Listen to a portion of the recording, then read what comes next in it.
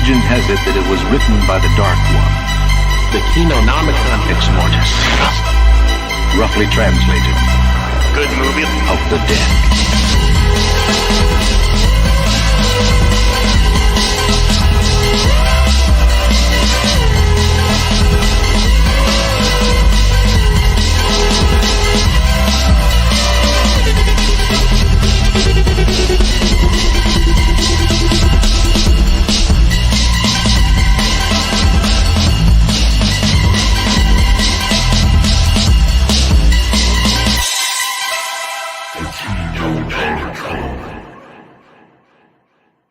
We're here to talk about Fear Street, but also, I guess, Mexican Freddy. Yeah. I don't even know where to begin. Those are two serious topics. I guess we could start with Mexican Freddy. Okay, fine. Let's start with Mexican Freddy. So I have seen several international Freddys at this point, one of which is in the Kinonomicon opening sequence. Italian Freddy is in that one from Night Killer. And we've all seen Indian Freddy from Mahakal. And now I have sat through and suffered through Mexican Freddy from Don't Panic. And that's, okay, it's not the worst Freddy of them all, of the International Freddy Coalition. But don't you dare say Mahakal is worse than Don't Mahakal. Panic. Okay, if I had to You're rank insane. them, no, Mahakal was the worst No international way. Freddy. All right, so let's just talk about the problems with Mexican Freddy. So first things first. Previously on the Kinonomicon, Mark was like, "Wow, this Galindo Jr. guy from Mexico made a great movie called Cemetery of Terror. I can't wait to see his next movie tonight on Kinonomicon. Holy shit, that was awful!" Because holy shit, that was awful. Don't panic. It's Galindo Jr. who did such a good job on Cemetery of Terror. I don't know if he got in a car accident and suffered brain damage between movies, but Don't Panic is just a piece of shit. It was him basically just trying to do a Freddy Krueger movie on a Mexican budget. And a Mexican budget? On a Mexican budget. One thing that's interesting about that is in the credits, Screaming Mad George, who worked on things like Society and a lot of Yuzna stuff, has a single credit as a consultant, right? Yeah, he consulted on a single effect. Do you remember I told you this? And I said, Mark, try to guess which effect is the one he helped with. I remember that. So the one that I tried to guess was the face coming out of the TV screen. That's exactly right, because it's the only good effect in the movie. It's the only one that looks any good. And I mean, it's like the effect in Videodrome, the James Woods movie, where like the lips come out of the TV and like the whole TV is like pulsating like the screen is, but you can still see the TV static projected on the screen. So it's a really cool effect. They do the same thing in Mexican Freddy, where it's a face that's like coming through the screen. So you know the part in A Nightmare on Elm Street when Freddy is coming through the wall and you see his face like coming through the wall? They do that, but with a TV screen. And it's the only cool effect in the movie because they had to go. Mexico had to outsource it to the U.S. to get it any good. The story was that Screaming Mad George was going to do the effects, and they met up with them. And Screaming Mad George was like, "Yeah, I don't have time." They're like, "Well, could you maybe like tell us a good idea for an effect?" And he's okay. He's like, "Yeah, I was going to do the effect, but then I looked up the exchange rate between pesos and dollars, and fuck that." Oh my goodness! Winnie's like, I wish he would have done something with a chair eating a girl. And the fact that they didn't is incredible. I'm very surprised. Right? Yeah, drop the ball on that one. So basically, the story, if I'm understanding this, is that the main actor who is an American expatriate. So he's a white guy who decided, like, I'm in a lot of trouble right now. I think I'll go to Mexico for a while. Kind of like what Drake Bell did before becoming a child enthusiast. Oh my god, yes. Oh my goodness. And this guy is a fucking creep. He's this white guy with a Jerry curl mullet who's like 27, and he's of course playing a 17-year-old. But he spends the whole movie dressed in a 7-year-old's pajamas. He wears dinosaur pajamas. Yeah, he wears dinosaur pajamas throughout like 90% of the movie. But he's supposed to be like a high school senior, but he's like 29. The actor is. It's just really bizarre. And of course, because it's a Nightmare on Elm Street knockoff, it has kind of like this, the whole dream thing going on. Except they can't afford to do elaborate dream sequences, so it's mostly just him running like up and down the street and up and down staircases. in buildings trying to protect his friends who are all getting bumped off by Mexican Freddy. But it's like the low budget dreams where like the dream is that I had a dream I was falling. No, it's not even that. It's No. so he has. So the twist is that the Dino Pajamas guy, he can share like his sight with Freddy, Mexican Freddy. So when Mexican Freddy's about to kill somebody, Dino Pajamas goes blind because all he can see is what Freddy is seeing, or Frederico, whatever you would call him in Mexico. And so he knows where Mexican Freddy is, and then he spends the whole movie like running to try and get to that place so he can stop Mexican Freddy. And of course, he always arrives just in time to be standing over the dead body when like the police arrive. So he's implicated in like 12 murders throughout the movie, but they keep letting him go. Like it was All American Murder or something. And like Hot Dog gets that reference. I got you.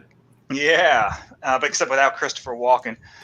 But yeah, at the end of the movie, this is the thing. So Mexican Freddy's like a ghost, right? So he can reappear and disappear in the waking world whenever he feels like it. They try shooting him with a gun, but the bullets just go through him. He's like a ghost. Like House 3. Yeah. He's possessing the dead body of Dinosaur Pajamas' as like best friend. So, but he's possessing the corpse, but he's also intangible, and sometimes he can bullets go through him. Sometimes he can reappear and disappear and teleport and shit. Except during the climax when they drop a safe on him like he's Wile E. Coyote and crush him, and that's what kills him. like what? So he just they can just drop a fucking safe on him. It was ridiculous and fucking terrible. But then isn't he also talking to like some entity that's a good guy? That's the thing. I got to rewatch. No, I'm not going to rewatch the movie anytime soon. But that's the thing. Is like, was it the person he's possessing? Was that Dinosaur Pajamas' imaginary friend or a real friend who was dead? Or I think I passed out during an important, vital plot moment in the movie. The weirder part to me is the ending with the rose and the girlfriend with the single eyebrow.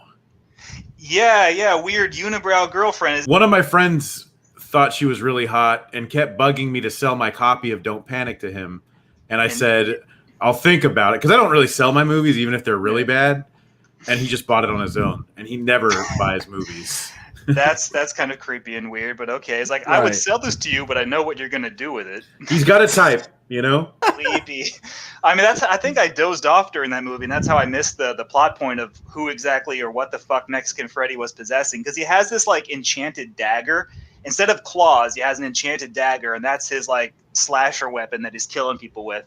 And his makeup, he looks just like Freddy. I posted a screen cap on Twitter, but he's wearing a blonde wig. So it's like if Freddy had hair. That's what he looks like. Why would he still have hair? That doesn't make sense. I don't know how you think Mahakal's worse than this. Because Mahakal's not boring. I thought Mahakal was... There's too much nonsense in Mahakal. I just started fast forwarding through the Bollywood music video segments, and even when I did that, there's just these long stretches of diversionary nonsense that has nothing to do with anything. At least with Mexican Freddy, everything was plot relevant. It could be dull and plotting, but at least it had the illusion like maybe what you're watching matters. And then Night Killer is absolutely fucking bonkers, but at least that one was entertaining all the way through because it's so fucking weird. The performances were so over the top and crazy. So my ranking from best to worst goes Italian Freddy, Mexican Freddy, and then Indian Freddy. Huh. I would probably go Italian Freddy, American Freddy. American Freddy. And that's just me, you know. I love Italian Freddy. Okay, so you'd go Italian Freddy number 1, American Freddy number 2, and I'm assuming Indian Freddy number 3, and Mexican Freddy number 4. A strong contender to almost beating American Freddy. You have very, very low opinion of American Freddy. Okay. There's never been any dance sequences or musical numbers in American Freddy, and seeing it, I realize that's what's missing. I think you're right, because the only time I've ever seen anything musical with Freddie was when he was in that Fat Boys music video and he starts rapping, and it's like the whitest white guy rap ever. He's like, "My name is Freddie and I'm here to say," like, oh no. That's so cringe. It is cringe. It's real man. bad.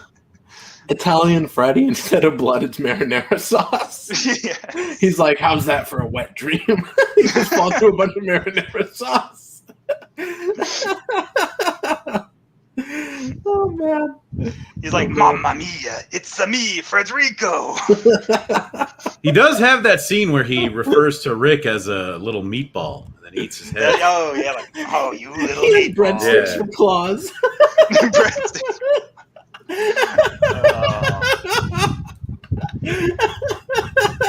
And his name instead is Spaghetti Kruger. He's got slicked back hair. He's like, hey. No, that's Hey, New Gabba Jersey. ghouls and Gabba boys. Gabba. Oh my goodness. So Weenie. So Hi. that kind of made me uncomfortable. I don't know. I don't want to talk to you. So Mark, you haven't seen Fear Street. Me and Weenie. What the fuck? I don't know. Tell us Weenie about made me Fear uncomfortable. Street, 'Cause I was Mark. like, so Weenie, and he's just like, hi. He's I like, did not say it like he's that. like- Weenie's like, are you going to talk to me about more movies where the chairs eat women? I want a movie where a woman eats a chair now. Turnabout's fair play. Let's flip the script. You know what I want to see in more movies? What? This.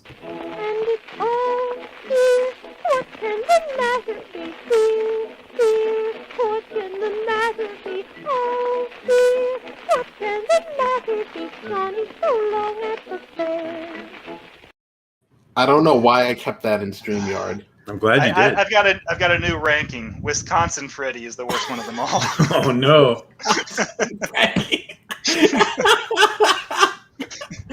No, but oh my Why god, aren't we there actually more lost Freddys? viewers after I played that thing. Yeah, But, I wish there were more international Freddys. There needs to be like the Super Friends of Freddys, the Planeteers of Freddys. Right, we need more diversity in Nightmare on Elm Street. Right? We need more like House Sweet, Dark Meat. We need more of that, yeah.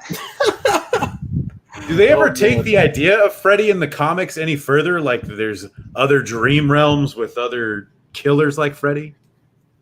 That's a good question. I've read a bunch of the comics, and I don't recall anything like that.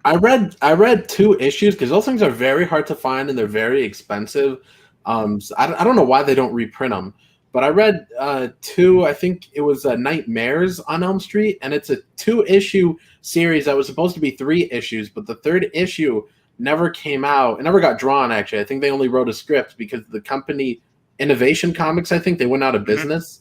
Yeah. And so it's a continuation of which one is it? I think part 5. It's like That might have been one of the ones I had. or no, it might have been part 6, actually. I think it was a continuation of part 6. Where Freddy's and- dead? No, it was a continuation of 5? part 5 because it was No, the late '80s when that one came out. Part 5. It was a continuation of part 5, and it was really interesting. And then it just sort of stops. And I found those 2 issues at C2E2, and so when I was like, okay, so here's issue 1, here's issue 2, a solid 2 issues. Everything else was too expensive and just out of sequence. I didn't want to start with like issue 5 or something. So I went home and I started like Googling the issues and seeing what there was. And then for that series, I found out, I was like, wait, there's only 2 issues and there was supposed to be a 3rd one. It's incomplete. But I read it anyways. It was really good. I could let you borrow them if you want, Weenie. Ooh. You can probably find them for free online. I bet someone's like scanned them and put them. I think I have a rough yeah. idea where to go. So I have read in like the early 2000s, Avatar Press put out a mini series of Nightmare on Elm Street comics, and they did all the other New Line horror stuff. And then Wildstorm did a mini series of Written them. by Chuck Dixon. Yes, that's right, I don't yeah. remember anything about the Avatar Press ones except I hated the coloring. It had this digital coloring style that made everybody look like they were like. Oh, made I out of hate brushed that. metal. I hate that early 2000s coloring. They're like, we could do this Yeah. on a computer now. I know it looked really bad, but I can't remember anything about the story. The Chuck Dixon one from Wildstorm, though, I do remember, and it did have it had a little girl who had dream powers, but she wasn't like an alternate Freddy, like, she wasn't a dream character or anything. She was just like a psychic little girl who had dream powers and was stronger than Freddy. But that's the only thing. They don't really go into like any mythology about the dream demons or anything like that. Like none of that is ever expanded upon, which you think would be the obvious like thing to go with. But there's only so many people he's going to go nuts on in Elm Street, Yeah, right. Like I mean, Freddy's Dead basically opens with him having won and killed everybody of worth in Elm Street. So it's not like he gives a shit. But I know it sounds like an interesting idea. Like, oh, what if there are other killers out there with Freddy powers? And what's the mythology behind the dream demons? Like that sounds interesting. But they tried that shit in Hellraiser, in the Hellraiser comics. Oh, yeah. Where, oh, fuck. Even Clive Barker wrote he wrote the stories about the Harbingers, who are the humans who are given powers by heaven to have like their own version of Cenobite powers, so they can like fight the Cenobites who are like the evildoers of hell, and it's so fucking bad. It's like one of the worst things I've ever read. That sounds kind of ham-fisted. It's terrible. It's absolutely god fucking awful. Well, because they'd be like, Freddy actually controls the Dream Force, and he's looking for other Dream Force users as well. Right, and the one who's like Freddy's like Skeletor, and he has to like go to his boss, who's like Hordak, but his boss is the Dream Master. They mentioned in part 4, like, oh, the Dream Master, like, oh, I'll do whatever you say, Dream Master. Like, you must defeat T-Man. Like, it's awful. What do you guys think Freddy was doing for all that time? Like what time you mean? Like when he died, like the kids like weren't born, or they were like a year old, and then then they all grew up. They're like 16, 17, 18, and then Freddy's like suddenly a thing, and he's like coming for them. Like, what was he doing for that? Like that's like 15, 20 years. That's called a training montage. You do that in like 2 minutes. Done. He's like slicing things, and one of those spirits is holding the meat in the locker. No, like did it take that long to like learn his abilities? Was he just? Well, I mean, you saw that part in Freddy's Dead where he's got a Nintendo down there. That's probably what he was doing for like 16 years. Right. He's getting good. Nintendo. I don't know if you guys ever played Mortal Kombat 9 that has Freddy in it, but they do give him an ending for the story, which is pretty rad. Oh. Where he wins Mortal Kombat, and then they just show him because he represents, I think he's Dream Realm, I think is what they call it. Yeah, like Nether Realm and Dream Realm, yeah. And then they just show like Earth with what looks like Nancy under the covers, and then his claws go across, and then it just says Nightmare on Earth Realm. It's pretty rad. Wasn't his like his arch nemesis in that storyline was Nightwolf, wasn't it? Because Nightwolf, I don't like remember. The spiritual Indian guy. Yeah, I have a vague memory of that. I think I watched it on YouTube.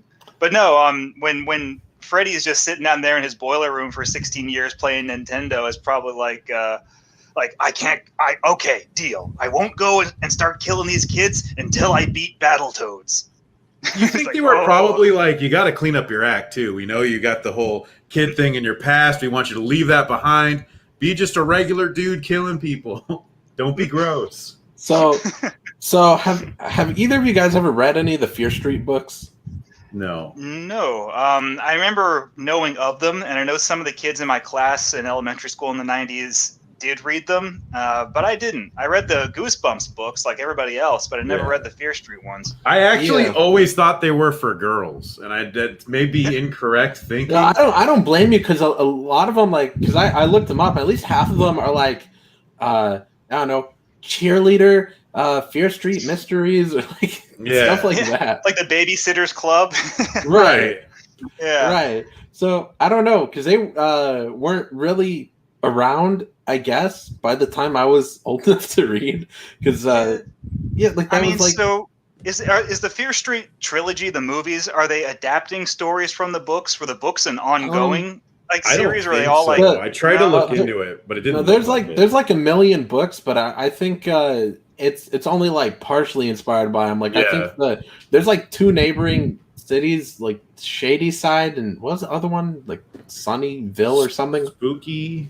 I don't know, something like that. Okay. Something and Sunny. No, there's like these two like rival cities, and that's sort of like the first one starts Spookyville and out. Terror Town, they hate each other. Right. Yeah. Well, the first one starts out like explaining it, and the first one it's got so much cringe. Like I hate it. I was about to turn it off after like 10 minutes because it was so cringy and stupid. But my brother was like, "No, this is so awful. We got to keep watching." I was fine, whatever. We'll keep watching. And I actually came around on it though, because like it was so awful, but it actually had like a lot of good stuff. It's Was fun. that Fear Street 94? That was the first one? Yeah, Mhm. yeah, 94, and then they invent time travel and they go back to 78 in the second one. 'Cause- what did you say, Weenie? Like they meet Thomas Edison or something? Yeah, who's gay now? Right. He's gay now, and he's the like grandpappy of the Yeah. So he's slasher. like, hey kids, want to see me shove this light bulb No, up my ass? come on, dude. No, they find him flying a kite with his boyfriend, and they both have matching keys. His boyfriend, Benjamin Franklin. Yeah. Oh my goodness! How did you know? I thought you didn't see this. Right. I'm trying not to completely spoil it for you, Mark. But I mean, maybe we'll go. Should we go into light spoilers, Weenie? What do you Yeah, think? go ahead. I'm gonna watch all three of them probably this weekend, but I don't really give a shit. So go ahead. Yeah. Well, no, but there was just certain things like, in a lot of slasher movies, how they think the slasher is like their friend back from the dead or something, or the guy they knew back from the dead, but then it typically never is. Well, I like that in this one, early on when the slasher gets unmasked, they actually see it actually is the dude from earlier that they thought was dead. And I thought that was really clever because in so many slasher movies, they're always like, no, he must be back. It must be that guy. And then they get unmasked and it's just like a normal dude or something. I thought that. So the twist is that there isn't actually a twist. It's that it's exactly who they thought it was. Well, no, there are some more twists within that.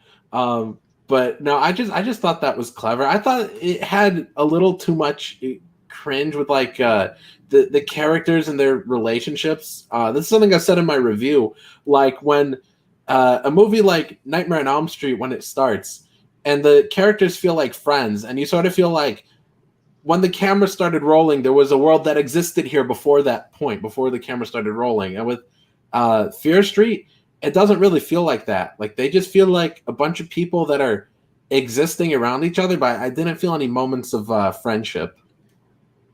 Yeah. Now the thing is called Fear Street 1994. Is it like Stranger Things, where it has to spend every waking second reminding you that it takes place in like that retro year? The only thing that does that I think is really distracting are the music drops. There's one, they just keep going through that CD you made in high school. Oh god, yeah, your mixtape of like radio hits. And there's one where it's so egregious because they only play it for 5 seconds, and you're like, well, why would you even drop into another song? Was it like you already paid for these rights, so you got to use it anyway? Right. Yeah. So the soundtrack is basically like, now that's what I call music, 1994. Yes. No, absolutely. The thing I don't like about when current movies try to do period pieces like these movies, and then was it Scary Stories to Tell in the Dark from a few years ago, and a few others, like when they try to do period pieces, they don't understand that when people were in 1994, they weren't like aware of it, like they weren't shoving it down, like they weren't just making references every day. The present day always sucks. You're not nostalgic for the current year that you're in. That's not how nostalgia works. It's like Stranger Things is like annoying because it's like, hey, everybody, did you know it's 1984? We're dressed up like the Ghostbusters. I can't wait to see that Terminator movie. Right, oh, boy. Like this is the thing. Like people never think about this. Is like when they try to do a period piece, like they'll set something in the 70s. So they make everything look 70s. Whereas in the 70s, I mean, like people's like furniture must have looked like it was from the 60s. Like nobody has everything's several current. decades behind, right? So right. My house in the 90s, it wasn't like full of like weird neon walls and neon signs and in excess posters and Nagel artwork on the walls and shit like that. It was just like eggshell covered walls, popcorn ceiling. Sugar Ray posters. Yeah, maybe one Sugar Ray poster, but only one. And then like a CRT television, but it was just a normal fucking looking house. It didn't look like some, I don't know, like Nasser came and decorated it for me. Complete when you have older times as well. It's like that Futurama episode where they go back to the 1950s, but because they're from 1,000 years in the future, they have no idea what 1950s was like, and they get their eras mixed up. So the professor is dressed in like a 1920s zoot suit, and he goes to a diner and he orders a leg of mutton and a stein of mead. Oh man. But a lot of the references too is just like overbearing music. That's that's really drawn out for like instead of like a normal like 5 seconds of a song, it'll be like 30 seconds for like a really long intro of like a kid like just walking onto a bus or something. Nerdy Texan accountant saying, "Are you talking about I Know What You Did Last Summer?" No, we're talking about the Fear Street movies. I mean, all those books are kind of a result of, or at least they feel like it, a result of those slashers. It feels like. Sorry, what did you say? What? Go on, hot dog. No, I was just saying that Fear Street does feel like the books seem like a result of things like I Know What You Did Last Summer. Oh, like, okay. I don't think you would have those books without those type of slashers. Yeah, I've never actually read the book that I Know What You Did Last Summer was based off of. I've heard it's not. I've heard it's like a murder mystery thriller and not really like a horror slasher. Oh, that book. sounds gay. Oh, who does that? Yeah, who writes a slasher book? That's a good point. I know, Right. Agatha Christie, like The original Slash Queen. Right. Oh man. Murder on the Terror Express. Right. I should do that. I should go through her catalog and just change up like 1 or 2 words in the titles. No. All you have to do is go Creepsters on the Murder Express. Right. The Creepsters Express. Yeah. Oh man. Bloodbath on Nightmare Choo Choo. Also, Nerdy Texan Accountant gives us a pretty loaded question. What is your favorite horror movie from the 80s? I don't know, all of them, because that's the best decade. Right. Dude, that's the easiest question. Fright Night. Or as my little brother calls it, Flight Night. Flight Night. He doesn't call it like El Terror de los Luchas or something. Luchas de Terror. Luchas de Terror. Mira, es Spooky Dracula on TV. Hey, actually, Diabito. It's not real. No, I had to import Fright Night Part 2 on Blu-ray from Spain or Mexico because it was the only way to get it on Blu-ray. It's not available. It's region free, but it's not available in the U.S. And the Spanish title for Fright Night is Noche de Miedo. I am never telling you I'm Mexican ever again. Darn, I've already forgotten. You can actually, there's quite a few Blu-rays where if you can't get them in the U.S., there's a chance there's a Mexican copy. Even Japanese copies are cheaper to get than some of the other ones. They have to, as long as they're region free. So like this Mexican Fright Night Part 2 was region free. And I found that out from Christian Hanna Horror. He did a special stream telling everybody to go buy Mexican Fright Night Part 2. But despite the cringe and the forced, it's so 90s. I don't know. I think they had an interesting story they were trying to tell. I think it needed Fright Night? a little. No, I'm going back to Fear Street because we were getting off topic. But Fright Night, Fear Street, these titles fucking suck. They all sound the same. Right. But now I lost my train of thought. But Fear Street, I think they had a solid story they were trying to tell. I just think it needed a little more work. Yeah. Then, are the movies like narratively interconnected? Like was the second one like connected to the first one? Or are they just like yeah, they are? Okay. Yeah, they're connected. What year's the third one supposed to be? 1666. What? Yeah. Really? Yeah. Oh God, no. Yeah, there's like there's a ancient spooky town stuff like the legend of whoever from so many years ago. They're haunting the town. It's interesting. Oh no, Fear Street 3 Bad Accent Edition. But at least they filmed them all back to back. And the first one's I think the first one's really fun, but it also kind of serves as a wraparound. Oh, is this the Lord of the Rings of horror movies? Oh boy. Yeah. You're in for a treat. Oh no. And then the second one was pretty I think it was pretty rushed. Because I don't know, they were doing a camp thing, and I thought I was gonna like that more. Yeah, me too.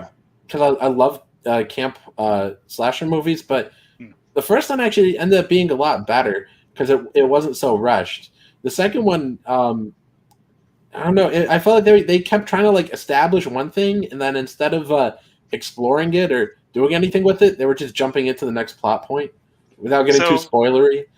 Is the second one, you said it's like a camp horror movie. So is it like a camp slasher, like The Burning and Friday the 13th, or is it like a camp supernatural? Or yeah, it's like it's a little bit of both. Like it's got the supernatural element to it, but it's supposed to be a camp slasher. And then now that you mentioned like The Burning, it's like I rather would have been watching The Burning. That's kind of what I was hoping it would be like when I was watching it.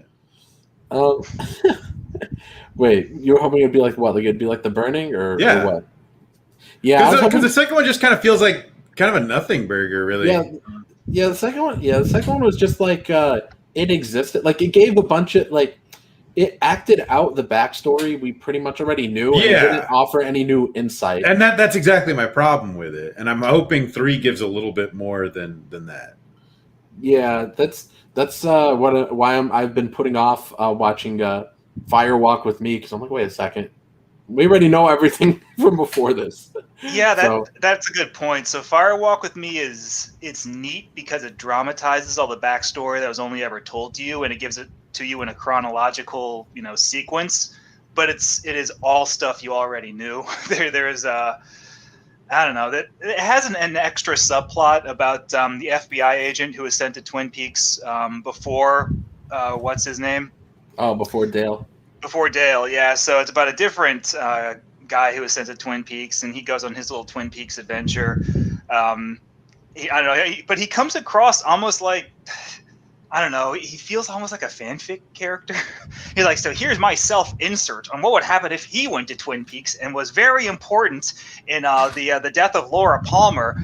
He was so super cool, everybody, but nobody ever mentioned him until now because he went on a super top secret mission. It's like, okay, like David Lynch, you're writing your own Twin Peaks fan fiction, but you're the creator. Oh man, a nerdy Texan accountant says, with the 90s references in the first film, was there a reference to Goosebumps?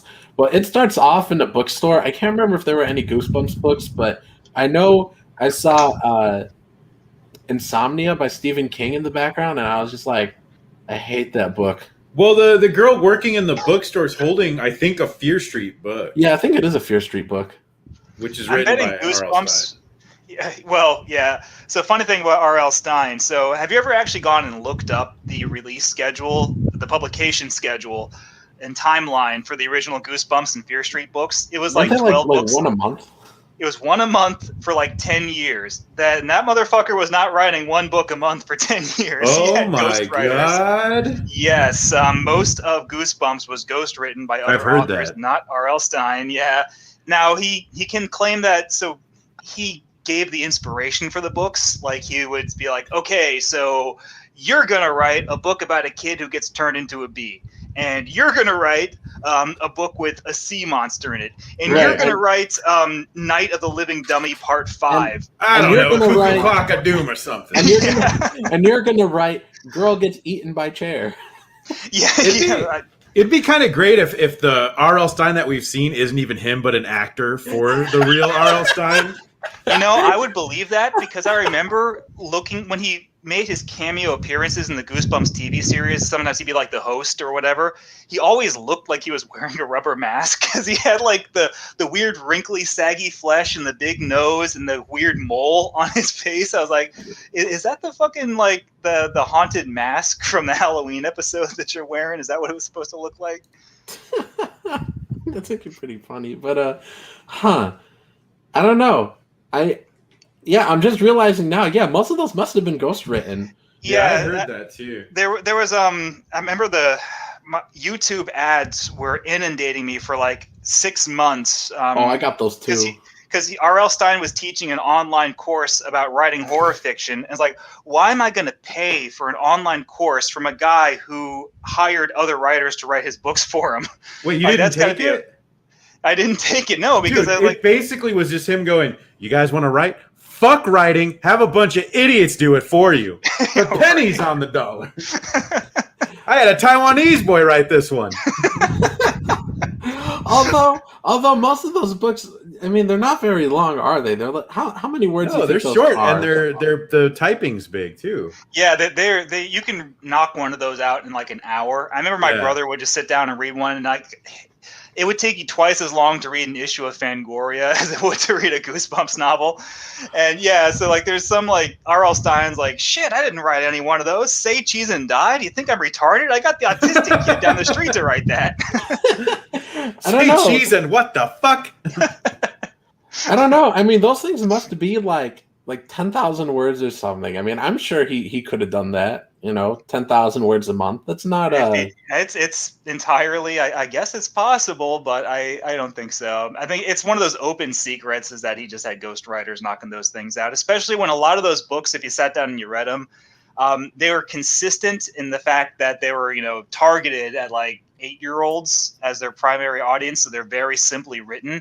And almost anybody can write that way without having a voice, Right. But the that content is something about them too. Looking back, they did have no voice. Yeah, because they're all very matter of fact with their details and their word and vocabulary choices are very simple for little kids. They were all written like Ready Player One, and I'm not even trying. Oh my god, that's shit. the shittiest. They absolutely were. Oh, they were. And I bet you the Ready Player One guy, if you told him that, he'd be like, "Oh yeah, I did that on purpose because my book's all about nostalgia, and I wanted to go for the Goosebumps nostalgia." I wanted to appeal to your inner child because I think you might be an idiot if you read my book. Oh god, man! And so the Goosebumps books. I mean, and how you can tell some of them are written by different people isn't because of the way they're written. I mean, the voice within the book, but the kinds of stories. Like there are some stories that are definitely horror stories and some that are more like a fucking Hardy Boys novel, where it's almost like, oh, we got to find the secret of the mermaid, fellas. Oh, we're going to go on a madcap adventure. Like, what the fuck? This doesn't have anything to do with monsters. This isn't a horror book. Or they'd have ones where it's just like kids playing pranks on each other for like 11 chapters and then like mud monsters show up out of nowhere. Like that's like how some of them are written. Like, okay, so this one's obviously being written by the high school senior who's doing this as his final English assignment for his grade. You think that's what it was? He was moonlighting as like a night school teacher, like high school dropouts, and he's like, "All right, I need you guys to write a scary story, ooh, and just turn them into me. Sign these release forms, and you're probably going to graduate." He's just publishing like a bunch of 17-year-olds manuscripts. Nerdy Texan accountant says, "I did not know there were ghostwriters for Goosebumps." I don't know if it's been confirmed. I think we're I've heard it multiple places. Yeah, it's an open secret. But the weird thing is that I've never heard anybody come out and say that they were the ghostwriter. They must have had some ironclad NDAs, or it's probably like Hot Dog said, they're all from like Taiwan and the Philippines, and they have no idea. I don't know, because you mentioned like the Hardy Boys. I know a lot of those were ghostwritten. I mean, like the writers' names are out there too. Same thing with some of those other ones. But those are from like the 1940s. There's been plenty of time to do detective work. Like now, the stuff like written in the 90s, I bet they're still under like contracts and NDAs and stuff, where they can't. You've also got to think too, though, like according to something I'm reading here, it says he wrote a bulk of them. If what he's writing isn't too complicated, he should be able to knock them out like one a week or something, right? Well, that's the thing, is that he's doing the Fear Street novels at the same time as Goosebumps, right? So he's writing. So he was supposedly writing 12 Goosebumps and how many Fear Streets a year? Was he writing like 37 books a year? Even if they're short and simple, I don't think he could do that. I don't know. I don't know. Was there ever like a break in like the publication schedule where he takes like a year off to write some more? I don't know. I don't know.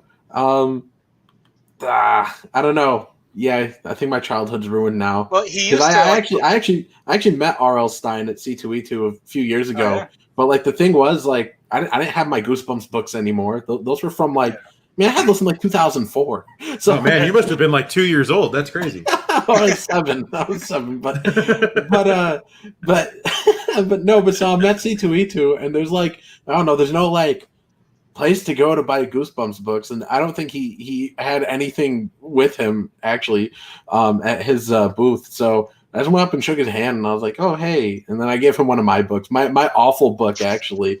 My first book I self-published that I took down from Amazon because it was so awful. I actually gave it to him because I had a bunch with me. I was giving to people. Is it the one called "Creepsters Give You Goosebumps," where the creepsters all tell scary stories around a campfire? I want that now. You have so many good ideas, Hot Dog. Okay. So I'm looking this up on Reddit. According to a user named Goosebumps Art, books 1 through 16 of the original series were almost entirely Stein. However, as demand for the books increased, Stein began employing freelancers. Scholastic once accused him of letting ghostwriters do most of the work. However, Stein claims that the freelancers would simply create detailed outlines for the books, but the original concept and final works are supposedly his. It's entirely possible he would, 1, come up with the titles, 2, pass them off to freelancers, and 3, write a book based on the outline. That explains there's one of these books that has like a title and a cover that's got nothing to do with the plot. It was like "Don't Go to Sleep," and the cover has like a giant hand like reaching out for like. I think I know which one you mean. But the book is about a kid who like travels back in time when he sleeps in the attic. It has like nothing to do with that cover and that title. Google it, Weenie. I think I know exactly what one you mean too.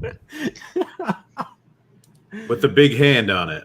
Yeah, the big hand that's like reaching, like the POV is like a kid sleeping in bed, and you see the giant hand reaching. I'm trying to put it in private chat, but it's not allowing. So. I mean, I know the cover, but yeah, the story is about a kid who goes to sleep in the attic, and every time he goes to sleep in the attic, it's like Cuckoo Clock of Doom, but like less intelligent. And so he just keeps going back in time. I just picture you in like one of those big brain memes with Cuckoo Clock of Doom in your hand. Also, a nerdy Texan accountant says, I know Philip K. Dick did 33 novels in 10 years, so an average of 3 novels a year, and he also did hundreds of short stories in that same time. Well, yeah, 3 novels a year, that's very possible. I wouldn't guess anybody had a ghostwriter for that. But here, I got the link you just shared, Weenie. So let me share my screen. It's just a bunch of that cover. Goosebumps of Doom. I know, but we're going to take a look at it. I read this one too, Mark. I'm trying to zoom in. I don't know why it's not letting me zoom in. But I think I remember this episode. Yeah, it's a kid. Like the time police come after him, and like he keeps ending up in different timelines that suck, and he's trying to like get back to his proper timeline. It's like...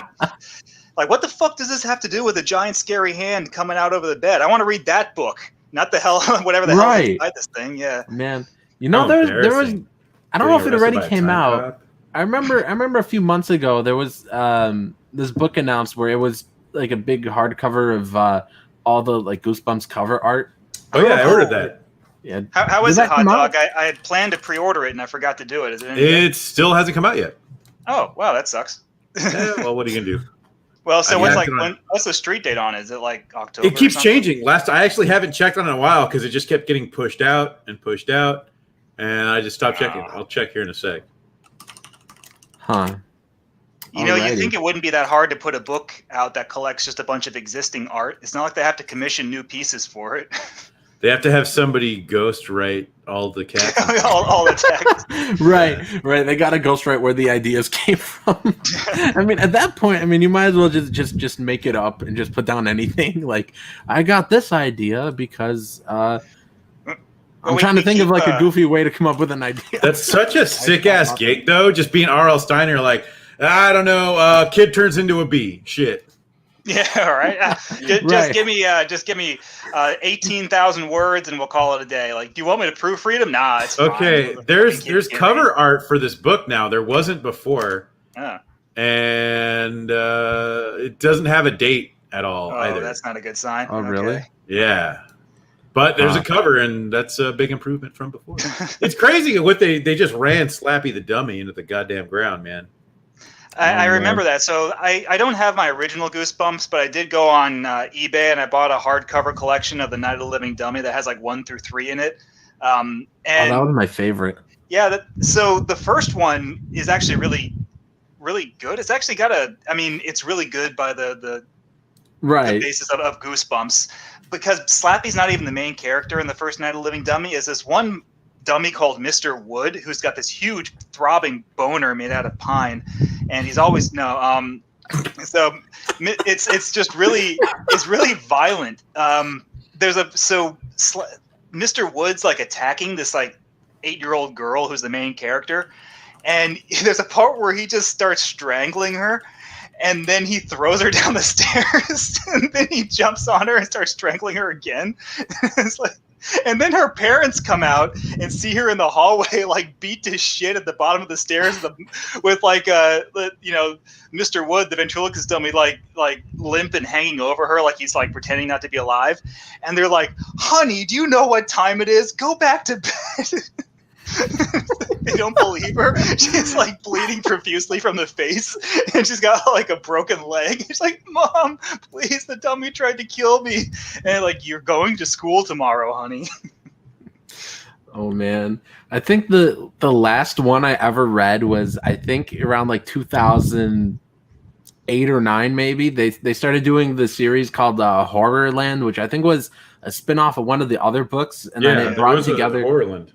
Yeah, it brought together a few characters from previous books, and they were all at Horrorland. And the funniest thing, I couldn't stop laughing at this one thing, because they were saying somebody was frightened to death, and I guess that happened to like several people, and they were abbreviating it as FTD, and I was like, frightened to death? Why don't they just say scared to death? And I realized that would be FTD.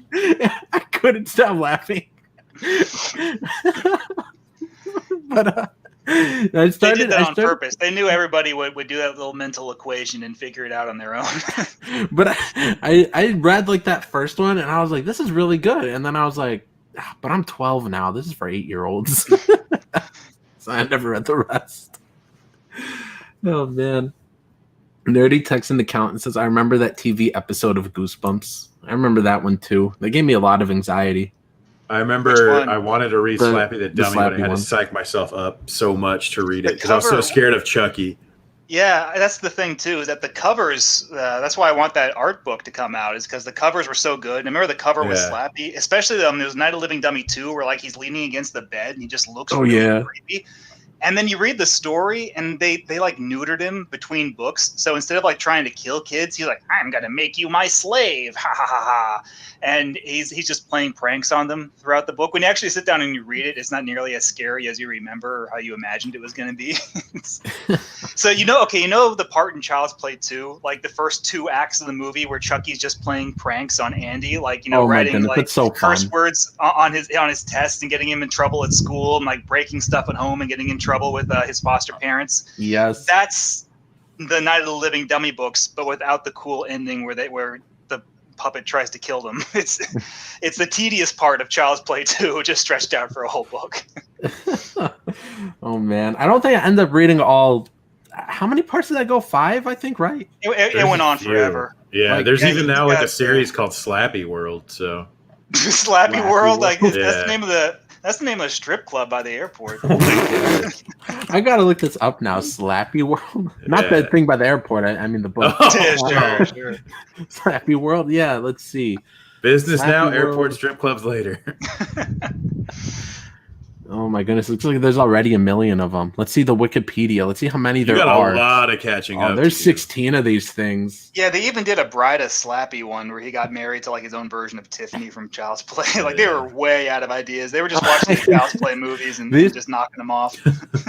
These titles of the Slappy World books are so cringe. Slappy Birthday to You is the first one. That's a good one. No, fuck you. That's great. The second one is Attack of the Jack. Like, isn't that like Child's Play 2? Like, sorry, Jack, Chucky's back. Sorry, Jack, Chucky's back. Yeah. Now let's see. 3 is I Am Slappy's Evil Twin. That's a little on the nose. There isn't one called like Slap It and Jack It. I don't know. I don't see that one in here. Let me Google it. It looks like the next one coming out, book 16, comes out next year in March, and it's called Slappy in Dreamland.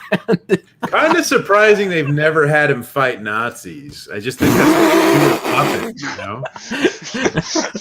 You know what? So if all the Goosebumps books exist in a shared universe, then there has to have been one where like Slappy got covered in monster blood and grew to be like 100 feet tall. Like that has to exist. They can't be so divorced from like creativity that it never occurred to them to do that. Right. You would think. I mean, there's one where it meets the mummy. I'm assuming it's the mummy from the Mummy Beyond Time or whatever. Right. That was. Like Damn, R.L. Stein, just pay me $20 and I'll ghostwrite one of these fuckers for you.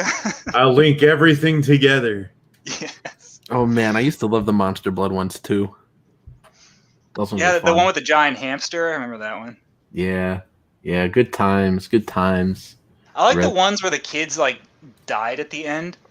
Like a lot of them would have like endings where like the kids wouldn't die, but it'd be kind of implied that they were fucked, and they were just like really about which is even worse. Oh man, the one that really scared me, which I think there might have been a part 2 to this one, and I never read it, was that the really awful one. I think you guys already laughed at the "Say Cheese and Die" one. Yeah, I love that title because I remember that there was something about like the mirror world. So like the kid was like left-handed, but in the mirror he was right-handed, and then like at the very end, like his brother reaches for something but reaches with the opposite hand. And I was like, oh no, his brother, no, that's not his brother. And then that's how it ends. Yeah, you find out that the good kid got trapped in the mirror world, and the evil one is the one who made it back at the end. Like, oh, that's kind of fucked. Right. Like, there was one where like the TV show actually made the ending like even more grisly than the book. So it was the Scarecrow walks at midnight. In the book, they defeat all the scarecrows, but someone finds the parchment that brought the scarecrows to life and reads it out loud. And so this girl's teddy bear comes to life and like attacks her, and that's how the book ends. In the TV show, they didn't like have the budget to do a puppet teddy bear, so the guy reads the parchment, and then it's just a giant fucking wheat thresher just plows through the house, and that's how it ends.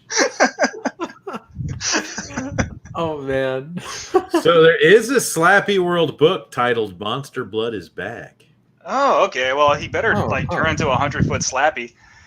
I might just buy the one. You think if I read just that one, I'll understand what's going on? No, absolutely not. Yeah, the narrative is too impenetrable at that point. You're going to have to start from the beginning. I guess so. Did either of you see the Goosebumps movies, the Jack Black ones? I saw the first one. No, I didn't. I saw the first one as well. I didn't see the second one. I thought the first one was okay, but it was definitely like a kid's movie. Like it wasn't even trying. Yeah, this is what it looked like. So that's why I was like, yeah, I'd rather not. Let's see. I guess you got to read this one, Weenie. Why, you can't say the S word? No, but just something like you would. I don't know. It sounds like something you would say. Okay, we'll say it at the same time. Ready? Okay. 1, 2, 3. I didn't think you were going to do it. That's why I didn't do it. Now things are awkward, Weenie. I thought you were going to read it. Just say the first half, and I'll say the second half. Now, you guys keep changing the subject. I wanted to talk about the fucking Goosebumps movie, but you're all like, nah, let's talk about it. No, we can talk about it. I thought it was a weird biopic. I didn't know that much about R.L. Stein's life and shit, but it was cool. Yeah, right. I didn't know that he was a fat, washed-up musician. No. What I didn't like about it was that, like, so they want to draw from all the Goosebumps books that had ever been written. And like I remember in the trailer they showed that like every monster from every book is like paying siege to the high school. Like, oh, that looks badass because you could see like the scarecrow in there, you could see the jack-o'-lanterns and the creeps and all the other monsters and shit. Like, oh, I bet that's really good. And like the mummy was in there and all those fuckers. But that's only like at the very end. Like most of the movie, they only have like 4 monsters that they focus on that are like terrorizing the kids in the town, and they're like the lamest ones. It's like the abominable snowman of Pasadena. The gnomes was one, I think, right? Yeah. The I like the way they were gnomes. animated, though. Yeah, I mean they were fine, but they're not even like they have like a scene in the movie, but they're not like in a lot of the movie. Like the werewolf of Fever Swamp was one, and the giant praying mantis from A Shocker on Shock Street. Like that one is like one of the main monsters. Right, yeah. Like all throughout the fucking movie. I was like, you chose like the lamest monsters to like give the most screen time to, and then like the really cool ones only have like a 5-second appearance in a crowd shot at the end. Like, that's really disappointing. Big rip. I don't like plots like that though, where it's like, and all of my things came to life. Like the Scary Stories to Tell in the Dark came out and had a very similar plot. Yeah, there was Scary Stories, Goosebumps, and God, there was one. The Are You Afraid of the Dark movie is the only one that didn't do that. The one that was on Nickelodeon like last year. Was that any good? It was pretty good. I mean, it was a made-for-TV kids horror movie, but it had some like surprisingly violent parts to it. It's only thing though, but it did kind of do that. Whereas like the kids know a story because they're the Midnight Society and they're telling stories to each other. And one of them says, like, I know a story that's a local legend and it's super spooky. And then, of course, the rest of the movie, after they tell that story, is they find out that the local legend is true. But it's not the same thing as like what Goosebumps and Scary Stories did, where they find the book by the author of like the real books. And it's like, oh, it turns out the books are coming to life. Wah! And all the monsters from the books come out. Like, it didn't do the same thing that those movies did, which I appreciated, because I'm like, that fucking sucks. I never want to see that done again. Unless Nasser writes a fucking book like, oh, all my Nasser books are coming to life. Whoa. All your favorite creepsters are here. Right. I know Mark would love to be covered in creepsters. Viewer beware. I don't fucking care. Yeah. You need to do like a sexy creepster that's just a pair of human legs and then a weird like ball fur thing at the top. That's funny. Okay. This is oddly specific. Is she supposed to get eaten by a chair too? Well, I mean, no, it's the sexy legs are the legs of the chair. Ooh, but like everything north of the legs is the fucking chair. Oh my goodness. Oh my goodness. Just nobody has ever come up with a chair that you'd want to have sex with, I think. And that's the problem. Weenie's like, but they won't have that problem for too long. I'm working on it. I'm going to show you guys my proof of concept, and it's just a fleshlight taped to an office chair. Anyways, that sounds like a good note. That's just crazy enough to work. You fucking genius. You're going to make millions. Anyways, they're going to have to take it to the lab to like reverse engineer it. Like, how did he do it? Impossible. Everybody have a great night. Weenie, send me those blueprints. You got it. Imagine it.